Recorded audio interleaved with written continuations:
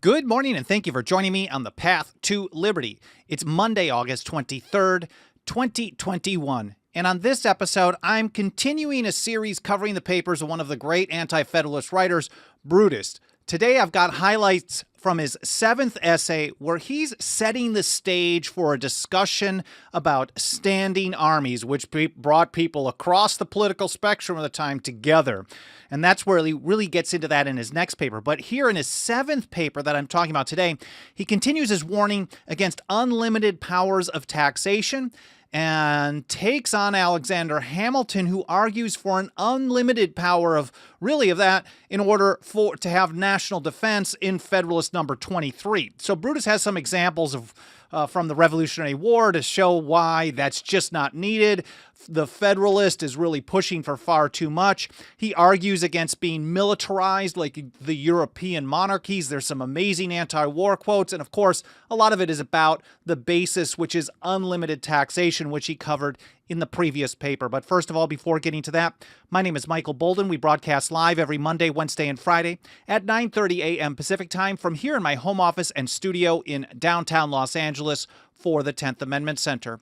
Our show homepage has everything you need to follow this program. It's 10thamendmentcenter.com/path to liberty. There you're going to find all the archives of the show for over 3 years. On individual episodes like this one today, I will link to the stuff that I'm talking about, like Brutus's 7th paper, plus a few other articles and blogs that I'm talking about, so you can read and learn more in context on your own time. You can find all the different platforms we're on. Of course, we live stream on the mainstream ones like YouTube and Facebook and Twitter and Twitch. We also are live streaming on Odyssey.com, which is awesome. We have archive video versions on Gab TV and Minds.com and Brighteon and BitChute and BitTube. We're all over the place. Rumble.com as of a couple of weeks ago as well. And then we're also on the podcast edition, audio only, over at Apple, Spotify, iHeartRadio, TuneIn, and the rest. You can also find our membership program where you can put your financial faith behind our work for as little as $2 a month. We make it go a long, long way in support of the Constitution and liberty. And as I mentioned that, I want to say a quick thank you to just a handful of people who have signed up as members just recently. There are many more, and I apologize for missing anyone. I couldn't be more grateful for your support. Vicky in Texas, Matthew in Indiana, Rachel here in California, Mark in Arizona, and Lori in Missouri. Thank you all so much for supporting our work. And while we allow people another moment or so to get notifications to join us in this live stream, let's take a quick look over in the live chat and say hello to Marie and Tim Martin, Dixie Strong, Brody, Irwin, Blue North Win, Michael, Clay Kent, Rob Wood. Good to see you, buddy. Grant, Blue North Win, unless I'm saying people multiple times, Senator DT, Bob Landry, Gito Benoya, Cheriton Farmer, Merkin Muffley, Patricia Dance, and everyone else. Oh, Andrew Green in Northwest Missouri. Appreciate all your support. Dan Reed as well. Thanks for the email, and I'm looking forward to a follow-up. It looks like you're sending a follow-up on some stuff going on in Oregon. Larry Clark, Guyana Buffalo on D-Live. That's pretty cool. I appreciate you all being here, but let's get right to it. I want to jump right into Brutus's 7th paper. He's actually arguing against ratification of the Constitution, being an anti-federalist here. In January 3rd, 1788, he's primarily responding to Alexander Hamilton in Federalist number 23. But here he starts out with kind of a warning that summarizes his concerns about congressional powers to tax that he covered in his previous paper, really saying that, look, you may tell me that the way I'm analyzing this stuff is incorrect, and I'll give you that. They don't actually have that in law, but the way it's going to be used in practice is going to be virtually unlimited. And then when it comes into the next paper, what that leads to is another big problem. He says, if this system is intended to be a complex and not a simple, a confederate and not an entire consolidated government, it contains in it the sure seeds of its own dissolution. One of two things must happen. He's like, look, the way this is going to play out is going to be one of two things. Either the new Constitution will be a mere nudum pactum, basically this is a Latin phrase basically saying it's kind of a one-sided pact that is not going to be followed, like what we have right now under the Confederation. That's what he was saying. We're going to have what we have, what we're supposedly trying to fix right now, a nudum pactum, and all the authority of the rulers under it be cried down, as has happened to the present Confederation. Or option two, the authority of the individual states will be totally supplanted, and they will retain the mere form without any of the powers of government. And really, that's how it is played out in practice. It didn't come as quickly. He said it was going to come with great celerity. He expected it was going to be one or the other. It was going to end up being worthless, or you're going to have a centralized, consolidated central state that had only the mere form of having states of a federal structure with basically all roads leading to the central government. That's really what we have right now. It's a great prediction on his part, but it didn't play out as quickly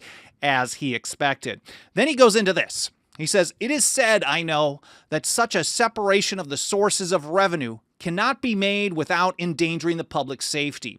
And he rips right into Alexander Hamilton, quoting him again like he did in the previous paper in Federalist number 23. He's concerned that there's too much power in the central government to tax. He wants the state governments to be able to stay in existence because he sees them as a bulwark against the far-off central government, general or federal government, whatever term you want to use. And if all roads lead to, well, now Washington, D.C., then you won't have that balance of power. So he says, if we don't give the central government, this new general government, this kind of unlimited power to deal with national defense, of course, this is what we hear right now. Anytime they don't have the power to do something, someone's going to be hurt. It's going to be the terrorists or lack of insurance or whatever it may be. We're always given the argument that they have to have more power to protect us. But for your safety has long been, probably all through history, really just code word for so we can control you. So anyways, he cites Hamilton here. He says Hamilton says it must be admitted as a necessary consequence that there can be no limitation of that authority which is to provide for the defense and protection of the community. So Brutus takes issue with that. He takes serious issue with this, that there can be no limitation of the federal government's authority to do national defense, to protect the people. And he says, no way, that is not how things play out. And here from Founder of the Day, which I quote a cite on most of these, actually so far all of them, Tara Ross was another one, a blogger that I was covering some of her history articles on earlier Brutus papers, but she didn't seem to continue the series. But they have continued them at Founder of the Day, and they put it this way. Primarily, he is concerned with Publius, that's Hamilton. Of course, we didn't know it was Hamilton at that point in early 1788. He is concerned with Publius's statement that the inability to predict what might happen in the future necessitates the need for unlimited ability to raise money for public safety. And Hamilton said that specifically. You don't know what might happen, so they have to have an unlimited power to raise armies. Standing armies is going to be the next paper. And money and the men and the power that they need to put that all together. Instead, they write over at Founder of the Day, Brutus believed that there should be specifically defined limits to what Congress can do to raise money and how much can be raised. And then he even took the position. He pointed out that defense just really, when you're talking about the security of the people, it really isn't just about defending against foreign nations. We hear this all the time today when you've got a military empire that has hundreds and hundreds, of installations and bases. I think it's like 700, I don't know, something like that, a crazy number in 80 plus countries around the world. And anybody who even wants to reduce the growth of that, because when they talk about cutting the military in the news media, you never really actually are getting a cut. What they're talking about is a reduction in the amount of increase. So if they were going to have a 10% increase and someone wants to cut it to 8%, they say they're gutting the military. So we've heard this all through history. Brutus is responding to Alexander. So people who make this argument are really the Hamiltonians of today, that you have to have an unlimited power to defend the country from foreigners. And he says the pretended demonstration of this writer, Hamilton, will instantly vanish when it is considered that the protection and defense of the community is not intended to be entrusted solely in the hands of the general government. And by his own confession, it ought not to be. He's saying that, yes, of course, the general government does have power and really needs to play that role under this system. But he also hints at militia, the right to keep and bear arms. He's talked about this in a number of papers as well. He says it's true this system commits to the general government the protection and defense of the community against foreign force and invasion, against piracies and felonies on the high seas, and against insurrections among ourselves. But It ought to be left to the state governments to provide for the protection and defense of the citizen against the hands of private violence. Every single crime under the books today is treated as a federal or a national case. I mean, well, not really. I mean, anything can get appealed and it goes through the federal court system. And so many things have become a national issue when the federal government really has only a small number. There's 5 categories of crimes that they're allowed to prosecute on a national level. He's listing these here. Piracies, felonies on the seas, insurrections. These are the ways that it can defend under the Constitution. He says, but the state governments are providing for the protection and defense against the hand of private violence, the wrongs done or attempted by individuals to each other, protection and defense against the murderer, the robber, the thief, the cheat, and the unjust person is to be derived from the respective state governments. You notice nowhere in that list is to protect people from themselves, what choices they make. This is not really a pure libertarian kind of non-aggression principle, but when he's talking about the role of government here, it's really only to respond to violence, acts of fraud, criminal acts by one person or one entity against another. He's not talking about protecting people from, well, maybe they make bad choices. If you make bad choices and you don't impact the lives of others, you don't harm people, you don't rip people off, you don't scam people, government shouldn't be involved in that in the first place. Anyways, that's my own side note that I was just kind of noticing as I was reading to here. He says, the preservation of internal peace and good order and the due administration of law and justice ought to be the first care of every government. The happiness of a people depends infinitely more on this than it does upon all that glory and respect which nations require by the most brilliant martial achievements. So he's like saying, just like what John Dickinson was saying back in 1767, we cannot be happy without being free. Our happiness comes from our freedom. And he's saying the happiness of a people depends more on good law and justice locally than it does on having a good military establishment, the glory and respect that comes from the world. And he recognized that the world was like that. It still is today. He says, if a spirit of public and private justice, economy and industry influence the people, we need not be under any apprehensions but what that they would be ready to repel any invasion that might be made on the country. So if the people are happy and free, they live a good life, they are encouraged to have public and private justice, notice that, economy and industry, if that was the type of society, then if there was an invasion from another country, well, the people would willingly join up and work to repel it, to fight it off, where the government on its own was unable to.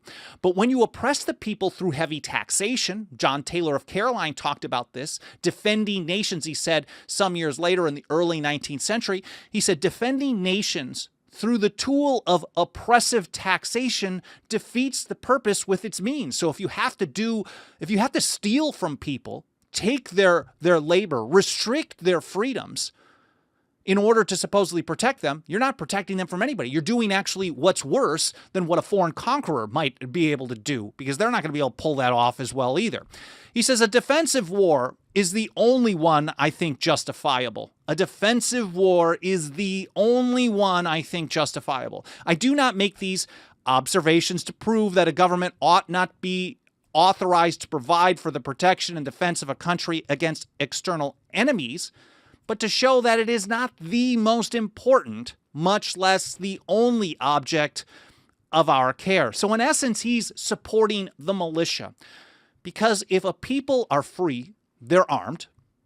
And if a people are free and they're volunteering to defend their country, this is an organized or even an unorganized militia. This is what he's talking about. This is a supplemental national defense here that he's getting at. And then he says that an unlimited power to raise money for national defense has led to militarized European countries.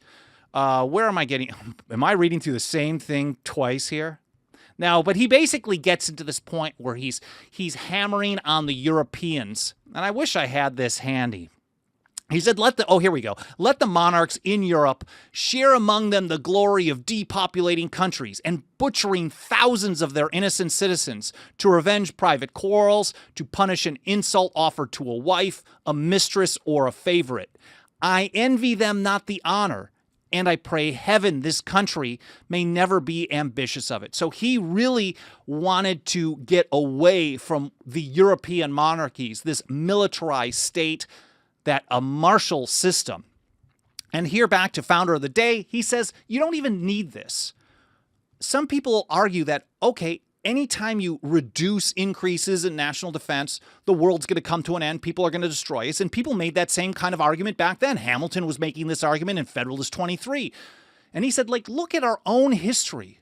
And if we understand probably that Brigadier General John Williams was the author behind this, he understood this history of war in the Revolution. And he goes back to some examples to back up his claim that what they were trying to do to make unlimited power to raise money to defend the country wasn't even needed at the greatest time of the country's danger during the height of the Revolutionary War. So back to founder of the day, Brutus points out two specific examples to back up this claim. The first was in February of 1781, when the Continental Congress called for imposts at 5%. And really what they did was they had a resolution, which I'll pull up here, that they wanted to send to the states because they had to ask the states for permission to put an impost tax on them at a mere 5%. He says, despite them being in the middle of the Revolutionary War, exactly the situation where public safety was a real concern, Congress still specifically defined how much could be taxed and on what products. And furthermore, in early 1783, I think it was February, they tried it again, because 1781, it didn't go through, and I'll get to that a little bit more in just a moment. Congress again attempted to raise revenue and again specifically defined what the money could be spent on. Here, February 3rd, 1781, this is a motion on impost. This is from Congress, the Continental Congress. They made this motion. This is what we want to do. We're sending it to the states. The states have to approve unanimously under the Articles of Confederation. If anyone says no, then it gets rejected. And we're only asking for 5%, not unlimited. If you have to have unlimited, and they only needed 5% at that time, and maybe there was a political consideration, but Brutus said he actually did the math. He's like, look, this is all that was needed, even at this time. The enemies are in our land. They're here. They're sending more troops. We're in heavy battles against the largest empire in the history of the world, and we still only need an impost of 5%. Here it is from the Continental Congress, that it be earnestly recommended to the states as indispensably necessary to the support of public credit and the prosecution of the war, immediately to pass laws laying an impost of 5%. Now, we know this was rejected. And it was rejected because, again, one state said no. And under the Articles of Confederation, as I just mentioned, here from an article by Calvin H. Johnson, this was a long white paper that he wrote for the University of Texas School of Law. The impost proposal required an amendment of the Articles of Confederation, however, and under the Articles themselves, amendments required the endorsement by all 13 states. Rhode Island vetoed the impost of 1781, saying that a federal tax, even at that time, was inconsistent with the sovereignty and independence of the state. Mind you, part of the reason, now a lot of people tell you they were only fighting a war over tea, tax on tea, or taxation without representation. Really, these were just very prominent, visible examples of what they all complained about, was that Parliament claimed a power over the colonies to bind them in all cases whatsoever. And taxation was one of those big issues that hit them right close to home. And Rhode Island said, no way, we're fighting against this. We're not going to give you guys this power. So it didn't go through. So Rhode Island, amongst a lot of people, a lot of patriots, there was a lot of infighting at the time too. So what we experience today isn't necessarily brand new. It's just amplified with technology. They were repeatedly called things like the wicked sister. And it almost made me think, as I've read through this in the past, when I learned about this originally, I was thinking, like, it's kind of like a talk show host or someone hosting a podcast or a live stream. You know how they give nicknames to No Tellin' Yellin' and people like that? They used to call Rhode Island rogue island for breaking down the system, for rejecting the ability to raise this mere 5% tax. But maybe they were smart, because if we look at the beginning of the income, the progressive income tax today, this was going to be just a small couple of percent on the richest couple of percent of the richest, and it was going to be a temporary wartime measure. Maybe I should dig into this and learn why. That maybe they thought as soon as you give them this power, just like John Dickinson also warned in 1767 against the Townshend Acts, he said, soon as the Spanish Cortez back in the day gave the king the power to raise money without their approval, which was always the system, just for one emergency only, that was the end of their freedom. That was the moment they ceased being free and the parliament ceased being useful. Maybe this is the way that Rhode Island was addressing this here. They said, even though this is an emergency, it's a war, we don't want to give a central government this type of power. Anyways, back to Calvin Johnson's article. He says, Rhode Island was not, however, alone in its veto of the impost. Once Rhode Island vetoed the 1781 impost proposal, Virginia then revoked its prior ratification, saying that giving any body other than the Virginia General Assembly power over taxation was injurious to Virginia's sovereignty. And in 1783, they came back, like they said over at Founder of the Day, they came back with another 5% proposal. Alexander Hamilton was one of the people that was really pushing this. This is where the nationalists really developed this economic system that they wanted to push through. So Congress again proposed that it be given a 5% impost. This time they limit it to 25 years and only to the payment of past debts. They said, okay, we'll try it again, but we're going to limit this 5% to a certain number of time, and then it's going to be gone, and we can only use the money on certain things because it was open-ended before. And this time, New York, Alexander Hamilton's state, actually vetoed. So it didn't go through again. So the whole point of this kind of side story, was not that Brutus was saying that there shouldn't be any taxation for national defense. He was saying that Hamilton's statement in Federalist 23, saying because you don't know what types of things may come in the future, they have to have unlimited power to raise money and armies. And he's saying, look, even in the height of our difficulty against the largest empire in the history of the world, we've gone through the numbers, and the 5% would have been plenty to cover what we needed to do. It just didn't go through, and now we have a different system where we could get it to go through. So we can absolutely do something other than unlimited. It could be 5%, it could be 15%, it could be temporary, it could be who knows, but his concern was unlimited. And I think anytime you talk about power of government in any situation, as soon as you say the word without limit or unlimited, you should really think of that as a big red flag. He says doctrines like this notion of unlimited power, would not have been listened to by any state in the Union. The fact that it just lost by one vote in Rhode Island in 1781 and another one vote in New York in 1783, if they would have said, well, we just need unlimited power to raise money, there's no chance. He says no one would have paid attention to that. And now we're supposedly supposed to listen to the supporters of this proposed Constitution who tell us, well, this is reasonable. And we're supposed to ignore all the patriots who were taking positions during the middle of the Great Revolutionary War, the War for Independence, the War of Secession, however you may call it. He's like, why should we ignore their wisdom? They recognized that this was not like a good idea. No one would have thought of unlimited power to tax. They weren't even totally cool with 5%. He says doctrines like these would not have been listened to by any state in the Union at a time when we were pressed on every side by a powerful enemy and were called upon to make greater exertions than we have any reason to expect we shall ever see again. How has it happened that none of these perceived a truth which is pretended is capable of such clear demonstration that the power to raise revenue should be deposited in the general government without limitation? Again, he's just making that case that even in a time not so far back, he's not doing what I'm doing, looking back hundreds of years, centuries. He's literally looking back just over a decade. Not even. Actually, 1781 to 1780, 7 years. Everyone's pretty familiar with this. Sorry about my math. I went to government-run schools, and I kind of suck at some basic stuff that government was supposed to teach me, but they fail. So just 7 years later, 6, 7 years later, 8 years later, when we're talking about this whole process, 5 years later, 4 years later, if you're talking about 1783, when the fact is, no one thought that unlimited power was needed even at that time. Why should they actually succumb to calls for that today? He says the truth is no such necessity exists.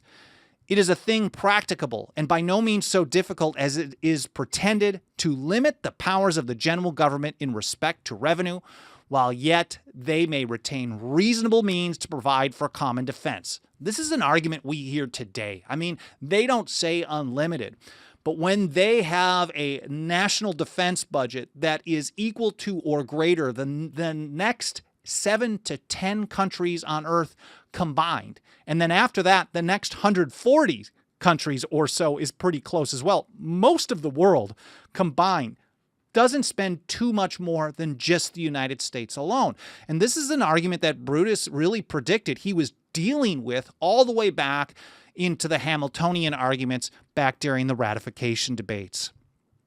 So at the end of the day, Brutus really wants things to be far different than the long, bloody war that they tried to escape. They can be reasonable about defense, but at the same time, they don't want to give the government unlimited power or anything. He's pretty much reiterating his views from the fourth paper, which he's talking about freedom versus force. This notion that if the people are happy and free, if they live in economical and have private and public justice, like I was mentioning a little bit earlier, they're going to be willing to step up as the militia, as the unorganized militia, ready and armed and willing to defend their country. But if they're treated like subjects of a military empire, then the only thing you can really rely on is force and theft and force and theft. And that's not a very effective thing. And in fact, that's really what they were trying to fight against. And here it is. This is a nice close here. And again, talking about the monarchs in Europe, which I briefly mentioned before, I forgot I had it at the end here. We ought to furnish the world with an example of a great people who in their civil institutions, I should pull this up on the screen, we ought to furnish the world with an example of a great people who in their civil institutions hold chiefly in view the attainment of virtue and happiness among ourselves. So that's what he's saying is the goal here. Brutus is a pretty moral person, obviously. If we're trying to achieve something, let's be a beacon of light to all people everywhere. The attainment of virtue and happiness. Let the monarchs in Europe share among them the glory of depopulating countries and butchering thousands of their innocent citizens to revenge private quarrels or to punish an insult offered to a wife, a mistress, or a favorite. I envy them not the honor, and I pray heaven this country may never be ambitious of it. Well, I hope you guys found this interesting. As we get into the next paper, which I'll probably do sometime next week, we're really starting to talk about, Brutus is really talking about standing armies, which I think is a very, very important discussion for ratification of the Constitution and for our life today. What a great problem they are. But I hope you found this interesting. I hope it was educational. I hope you learned something. Of course, over at 10thamendmentcenter.com/path-to-liberty, if you scroll down to the bottom of the page, there's a bunch of different category sections. If you're interested in this stuff about Brutus, his views on ratification of the Constitution, I'm going through his entire series of papers from 1787 and 1788, and you'll find a section covering those. If you like these, you can see and listen to much more, and I'll keep adding to them over time. And then I'm going to do other anti-federalist papers as well, because there's been so many articles and blogs, and we do tons of it at TAC talking about the view of the Constitution from the Federalist view. I think we have to have a good balance, because if you want to understand what the people were considering in the ratification debates, to get a real understanding of the original legal meaning of the Constitution, you have to understand the entire frame of discussion. And if you miss out a lot of that history, you're only getting one side, and I think they like it that way. A lot of people will tell you, only pay attention to the Federalist. Now, the Federalist itself, the Federalist Papers, were hardly read outside of New York.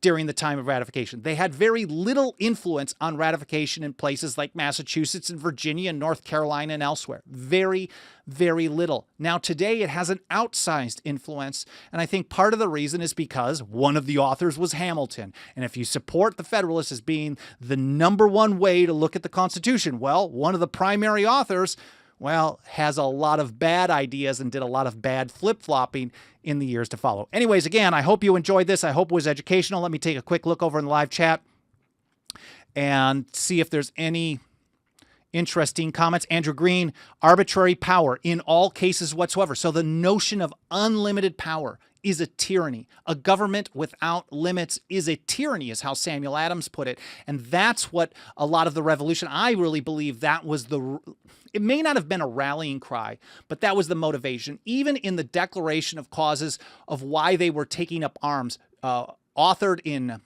July of 1775 by John Dickinson and Thomas Jefferson, they said specifically, why do we have to list all of our injuries in detail? We can go through and enumerate all the things that they're doing wrong and why we're fighting.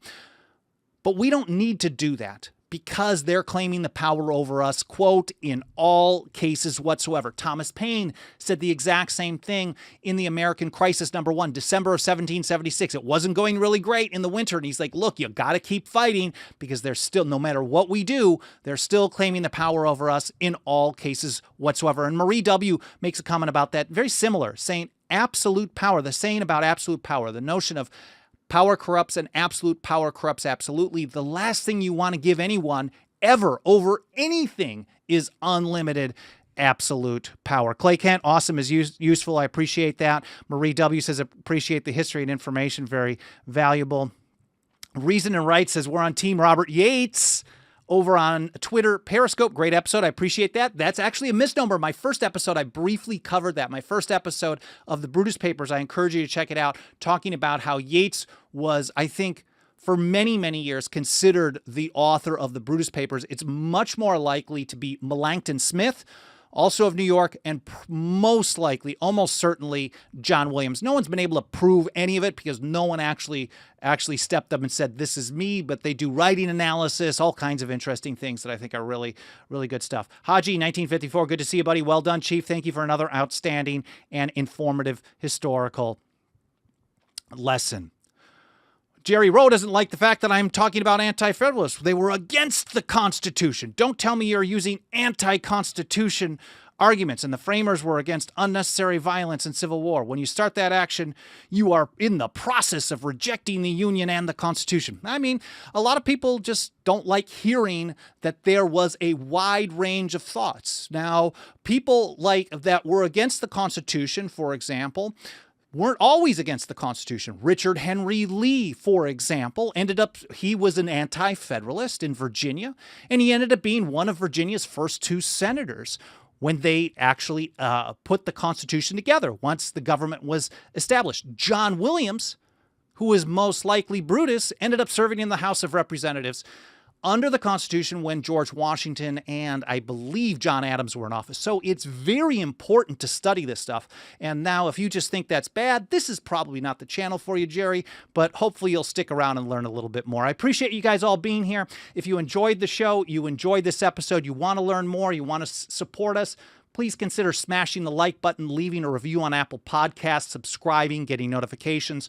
All that stuff helps us spread the word by triggering the algorithm of the platform and telling the platform to show the program to more people. And of course, if you really want to put your financial faith behind our work, I couldn't thank you enough for any consideration you can give. That's 10thamendmentcenter.com/members for as little as $2 a month. I really appreciate it. Jerry Rose rambling on with some stupid garbage still over in the live chat, but I guess, welcome. I'm glad you're here. If you just want to tell us how bad we are for talking about history, then again, not the right place, but hopefully you stick around. I appreciate you all spending time with me today. I hope you enjoyed the episode. 10thamendmentcenter.com/path to liberty. You'll find the show notes in the next hour or so, and I'll see you next time here on the Path to Liberty.